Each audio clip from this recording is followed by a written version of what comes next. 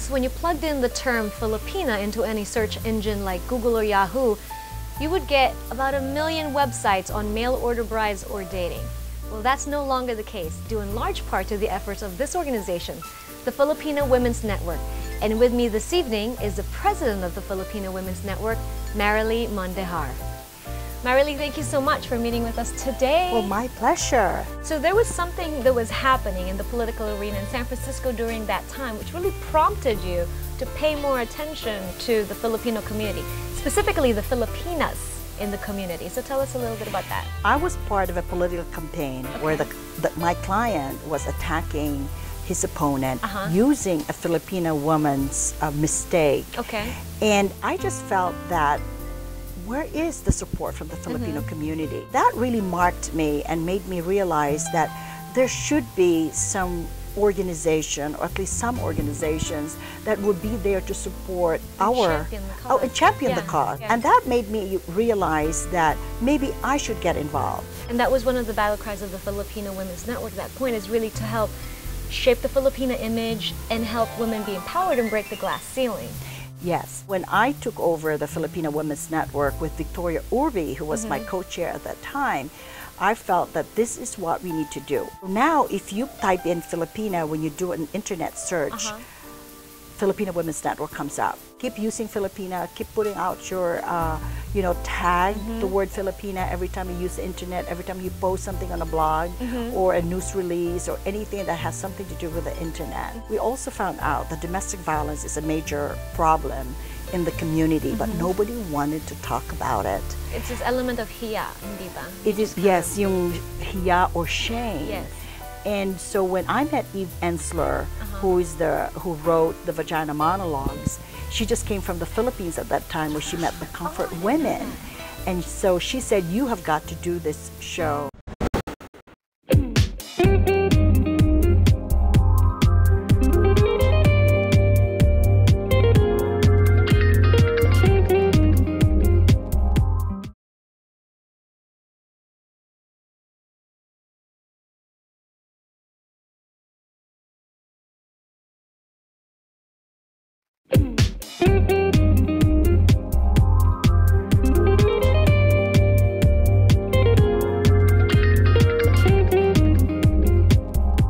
Vagina Monologues is a universal theme. It has been translated into 42 languages. Okay. Lugi naman tayo pag hindi natin lagyan ng Tagalog, right? And we got the acceptance of the San Francisco community and said, oh, what about the part that we are Filipinas and we're going to talk about, our own issues as Filipinas. And thus was born Usaping Pugi. The most wonderful thing that ever happened when you translate Vagina Monologues in Tagalog, it is twice transformative for the women who performed it. They're actually talking about their own experiences. They're talking about it in Tagalog. And the culture by which they have accepted all these personal experiences is about being a Pinay. Yes. So it was such a magical, magical moment. Another group of young women, Filipinas, from New York, and some of them did not even speak English. Yeah. I mean, the Tagalog, they were raised here, but they saw the beauty of the language. Oh, so they learned everything phonetically? Phonetically, because they've heard it from their parents, so they spoke the lines with such sincerity. What's interesting is when you deliver a line in Tagalog, the impact is different. It hits the heart right away. Absolutely. Even if it's an American-born Filipina who is saying it or who is listening to it in the audience, they know that it's the voice of their mom or their grandma. Yeah. Or it's a voice from the past that they kind of recollect in their hearts, and then they understand the message of the play. Not really part of our culture, na pinag-uusapan natin yung ating sariling mga eksperyensya, or even our very own genital, hindi ba? And how it plays into our human experience. I mean, you're talking about it in the context of a larger cause, which is what FWN is really wanting to bring into the awareness. Pinay power na nilalabas natin yung mga issue natin sa pamamagitan ng teatro. I am a firm believer on the power of theater.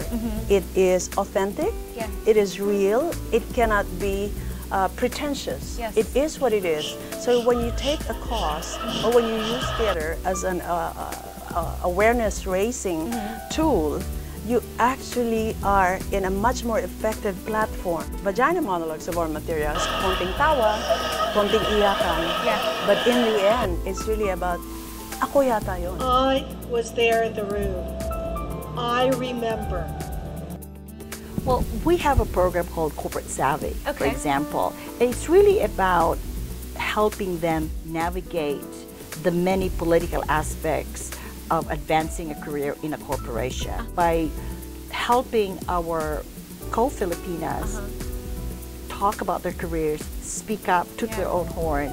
I think by the time the bicentennial happens, we will have more women really helping with the growth of America. What are the immediate goals of FWN between now and, say, 2010? Building the pipeline Okay. of qualified Filipino leaders so that when boards and commission appointments are available, we're not scrambling and say who is qualified. Yes. But it's like we have a list of women You've who got the are database. qualified. In October, we're at this beautiful Fairmont Hotel. It's going to be our 7th summit.